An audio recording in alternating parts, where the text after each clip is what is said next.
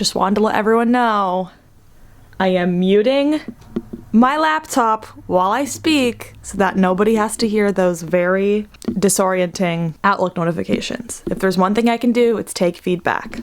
If there's one thing I can't do, it's go to bed at a reasonable hour. I have just been absolutely going through it with my revenge bedtime procrastination. I retweeted something about it and then my notifications blew up because like 30 of you also faved the tweet. So I know that there's others out there also going through it. I've always found myself staying up late even if I was tired or had to get up early because I wanted more me time. I read up on it and it's called revenge bedtime procrastination, and people who are highly stressed do it to gain a sense of control back in their life and spend their time enjoyably because their school/work life doesn't allow them to.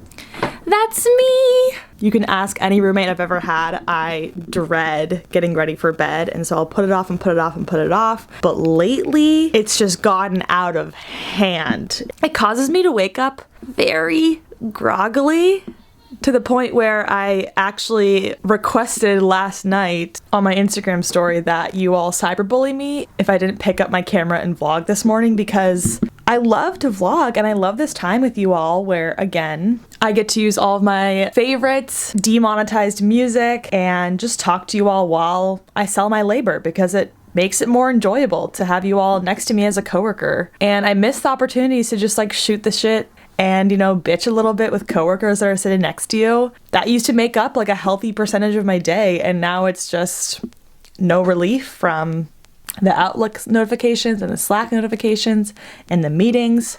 So it is nice to have you all here as like a quasi coworker. Now I'm thinking maybe I should have you all hold me accountable to go to bed on time instead of revenge bedtime procrastinate. Maybe that's the next phase of cyberbullying. So if you want to have the opportunity to cyberbully me, my Instagram is that away. I'll have it linked down below. So you can pop over there, follow me, and wait for the next time slot to yell at me.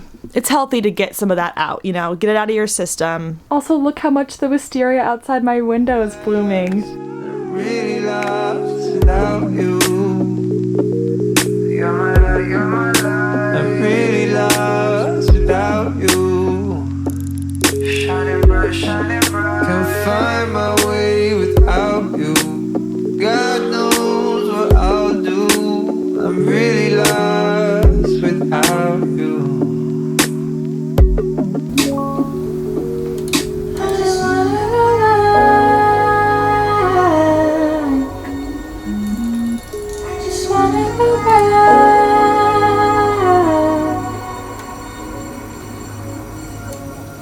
I just wanna go back.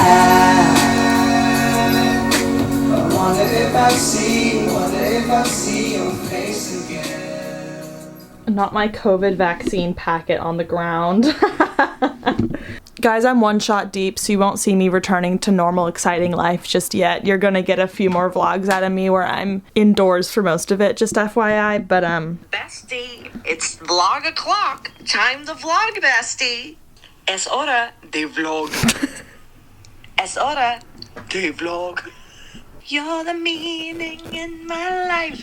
You're the inspiration. Last thing I want to say about revenge bedtime procrastination. I've talked to my therapist about it plenty, but we didn't really arrive at any conclusion to help me. So if any of you have worked through your revenge bedtime procrastination feelings and have found an effective way to like battle those or reconcile that, let a girl know, because therapy just hasn't been the ticket for me yet. Also, how do you know when you have the right therapist? Because I feel like I'm always doubting whether I'm having the right therapy experience. Welcome to Overthinking Hour. It's funny because someone commented on the vlog where I talked for 8 minutes about my internal conflict about whether to live alone or live with roommates, and they were like, "You're overthinking it, honey. Just like follow your gut." And I'm like, of course I'm overthinking it. Like, have you met me? No, most of you haven't met me, but you've met me online. In what video have I not overthought before? The fact that most of my videos end up being 60 minutes long and I edit them down to like 15 or 20 proves enough how much I am just thinking.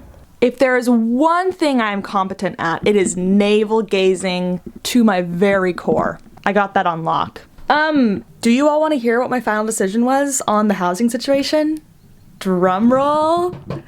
I hate when people ask you to drum roll. It's so corny. I feel like whenever anyone asks people to drum roll, everyone is so reluctant every single time. I've never seen someone like enthusiastically drum roll. Everyone's like, okay.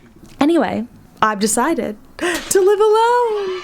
Thank you for all the feedback on that video. It was genuinely so helpful. I read through all of the comments, and I'm not going to get into too much of the rationale, but essentially my philosophy on decision making, which I developed I think back when I was choosing which college to go to, is that you can tell which way you really want to go based on which option you're working harder to justify.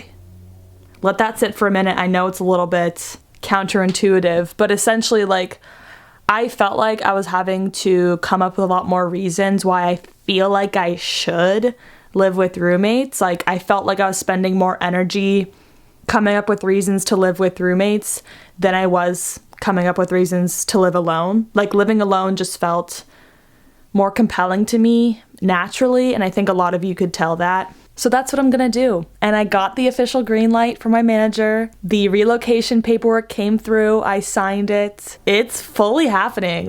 This is something I've wanted and I've talked about ever since I first visited Seattle back in 2017. So it's not as random as some of you may think if you're newer to my channel or just have popped in and out of this YouTube atmosphere. This is gonna sound really lame, but every show I've ever watched on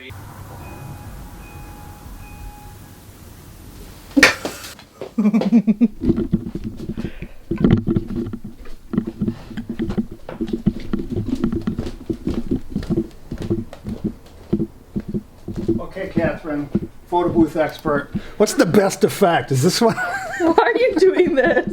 Being funny on Facebook with my brothers. I was going into it temporarily, and I'm like, oh, that's right, it has all these cool effects. Look at this blockhead one. That's a good one.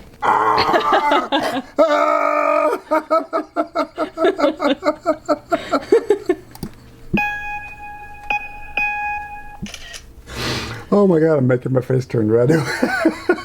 Oh my God. That's just funny. Here, let's put you in the picture. Hello. Yeah, that's pretty cute. After roasting Uncle Rob, I decided to throw some funny stuff in the channel. What'd you roast him about? Anti-vaxxing, post-med crap. Steve and I just slammed him. Like, Rob, come on, man. Do a little research before just sharing stuff like that. The Berry brothers are beefing. One of them has been converted to an anti-vaxxer by his wife. Yikes! Since the theme of today's vlog is telling you guys all of the unhinged things I would tell my coworkers if I were in the office right now, my question for you is, what exactly is Taylor Swift's natural hair texture? Because obviously, as we know, she just dropped Fearless, Taylor's version. She's re-recording everything so that Scooter Braun does not make money off of yet another woman who he's exploited. And as we all remember, Swifties and non-Swifties, her hair was kind of like mine in that album. Longer and blonder, but it was wavy. So was that a perm? Because she's never had that hair since. So has she gotten her hair permed straight? I know she's cut it super short. Folklore era, Evermore era, it's kind of wavy, but it's never been as curly wavy type 2A hair as she had in the Fearless era. I'm just wondering. I mean, I know it's a quick Google search away, but it's almost more fun just to imagine. Because I kind of want her to bring that back. Unless that really was a perm. I don't know, dog. I'm 2 meetings away from being done with my day, and then we can pack it up. Get me high. I need a smoke. Hey, baby, why you standing still? Why you running on the floor? Yeah. I've most definitely hit a wall where it's almost 5:45. I am tapped out, and so we are going to apply something my therapist recommended when I'm feeling like this and I'm just sort of burnt at the end of the day. To tell you the truth, I can't remember which CBT acronym this is. I think it's ACCEPT. The idea is if you're feeling super tired, you do the opposite of that. So you get out of your bed, you do some jumping jacks, and you go wash your face. Like, you just do something that kind of shocks you sensory-wise. And as much as it pains me, that usually works. Now that the sun is setting later, I've been trying to go for walks, especially because I know I'm going to do a bunch of hiking in the mountains next month, and I need to, like, remind my body that it's capable of walking for more than 5 minutes at a time. So let's go do that. You can take forever, get